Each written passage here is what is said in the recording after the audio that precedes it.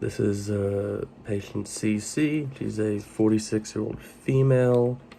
I didn't get her admit date or who is following her. I'm guessing her code status is full, and I was not made aware of any allergies. So she was admitted here for dehydration and gastritis. According to her family, she has not been eating or drinking the past few days. She is a Cambodian native and does not speak any English. She does have an uncle, though, who is fully fluent in English. And so when he's here, he can translate. But looking at her nonverbal communication, it was indicating abdominal discomfort, most likely due to the gastritis.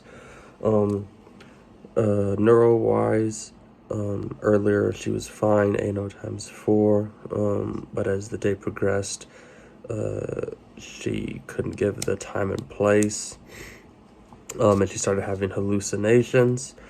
I'll go into that a little bit later. Respiratory-wise, she's fine. Last vital signs, she had a respiratory rate of 18, pulse 92, vital signs were a little, temperature was a little high at 99.4, 98% oxygen. Blood pressure was 102/82 sitting and dropped to 90/54 standing. So pretty big, and that's orthostatic, probably from the decreased fluid or the lack of fluid that she's been intaking. Cardiac-wise, she's been fine. GI really wasn't given a lot on any of these, but her diet is regular, and I wasn't told if she voids or not. But if I'm assuming she does, but she just probably would have a lot because of the dehydration.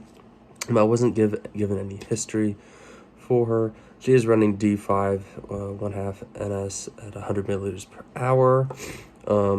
Skin, wasn't given any information on that, but we'd want to be aware of probably a good high risk for breakdown due to the low fluids she has in her body, the dehydration. She is a moderate fall risk due to the dehydration. Labs that were given, she has a hemoglobin 9.1, so low, hematocrit 35%, low, WBC 11,150 is high. She's an Fe, which was 65, that was normal. B12 300 normal. Folate was low at 4. Sodium was a little high at 150. And then potassium was normal at 4.8. Other labs I'd want to get is specific gravity, BUN creatinine, and then maybe some liver enzymes, just to get a better picture of overall fluid status, and then see if any other body systems are being affected.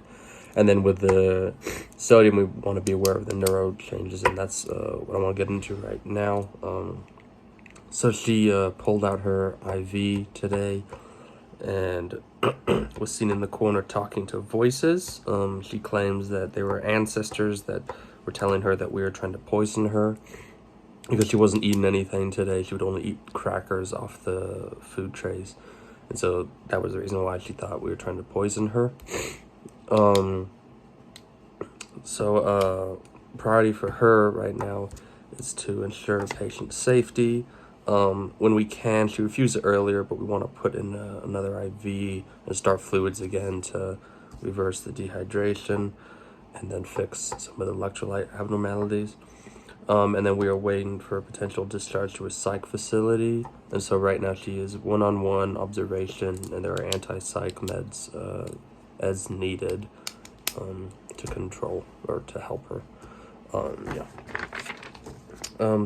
Competency 2 is potential complication. So this patient was not very, didn't have a complicated, pathophysiology. She's dehydrated. I mean, that could cause the gastritis just from the ease to which ulcers can form without proper fluid. But the real issue is not those two. It's more the hallucinations, which then, of course, falls back to possibly the dehydration.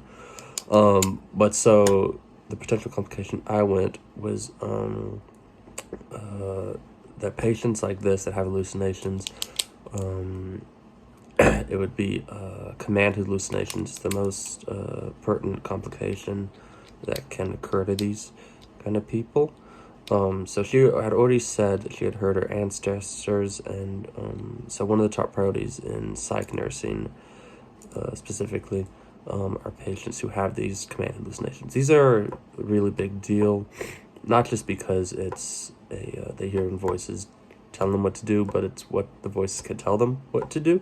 So oftentimes patients in psych facilities can hear voices, and they're not just talking to them or saying random stuff, but they tell them, go do this, go hurt this person, whatever. And oftentimes those patients will act on it. In my personal experience, I've had several patients who, before being admitted to the psych facility, had bad command hallucinations, and they were telling them to go, they'd be walking on the street, and they would the voices would tell them to go kill somebody on the other side of the street, and they didn't, fortunately, but they were thinking about it.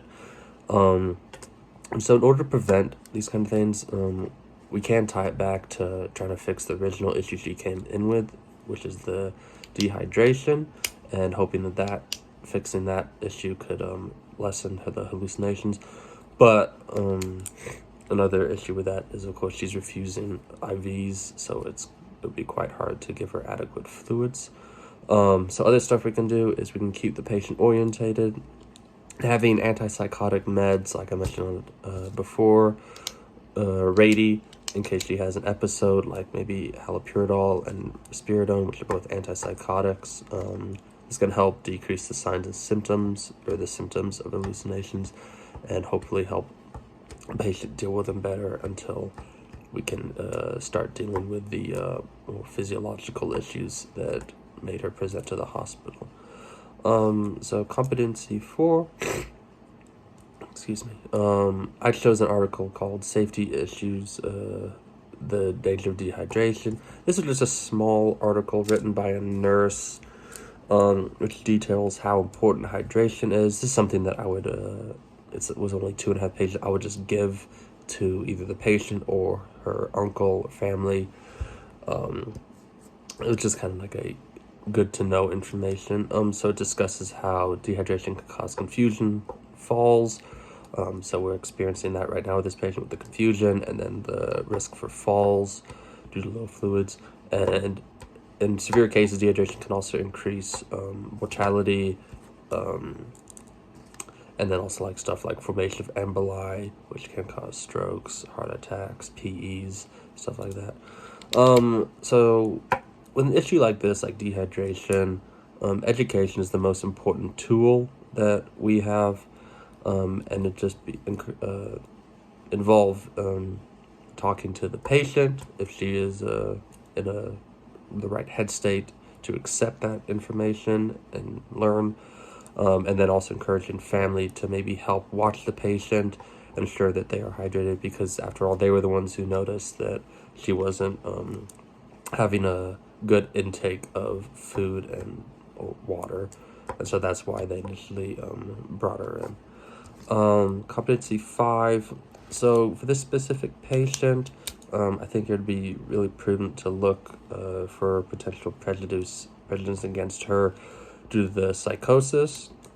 From my experience, I think in hearing lectures and other people talk about it, in many Asian cultures, which she is Cambodian, mental health is not spoken about or addressed probably as it should be, and there's a lot of stigma around it. So as the nurse with this patient, it'd be important to see how the family acts toward her, which in her case, based on what I've heard, they seem supportive, which is good. But we want to know how, if that could be a added barrier, if they are not that receptive toward the idea of psychological issues with her. And then if the resistance she's showing to us right now with the food, IV, all treatment, that kind of stuff, is it, we want to know if it's just due to the hallucinations and the headspace she's in, or if it could actually be in part due to her not wanting to seem weak and having these kind of issues. So if we dive more into those kind of points there and figure out what's up with those, I think that would greatly help the care provided. So yeah, overall, important thing for this patient is just to keep her safe, wait for the discharge to the psych facility. We can't get the IVs, start fluids back up.